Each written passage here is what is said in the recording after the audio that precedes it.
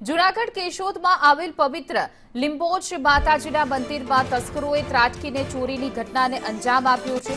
તસ્કરોએ રાત્રિના સમયે મંદિરના તાળા તોડીને ગર્ભગૃહમાં પ્રવેશ કર્યો હતો અને દાનપેટીમાંથી રોકડ રકમની ચોરી કરી ફરાર થઈ ગયા હતા। નવાઈની વાત તો એ છે કે ચોરી કર્યા બાદ તસ્કરો પોતાના હથિયારો ઘટના સ્થળે જ છોડીને નાસી છૂટ્યા છે। વહેલી સવારે જ્યારે પૂજારી મંદિરે પહોંચ્યા ત્યારે આ સમગ્ર ઘટના પ્રકાશમાં આવી હતી। આ ધાર્મિક સ્થાન પર થયેલી ચોરીને પગલે સ્થાનિક ભાવિકોમાં ભારે રોષ જોવા મળી રહ્યો છે। હાલમાં પોલીસે મંદિરના સીસીટીવી કેમેરાના ફૂટેજ મેળવીને તસ્કરોની શોધખોળ હાથ ધરી છે। આ અમારા સમાજ અને અમારા સર્વ જ્ઞાતિનો આસ્થાનું પ્રતીક છે। આ મંદિર આજે સવારના અગરબત્તી કરવા ધૂપ દીવા કરવા માટે જે અમારા પૂજારી આવ્યા ત્યારે એની અમને ફોન કરીને જાણ કરી કે ભાઈ આ મંદિરની અંદર ચોરી થઈ ગયેલી છે।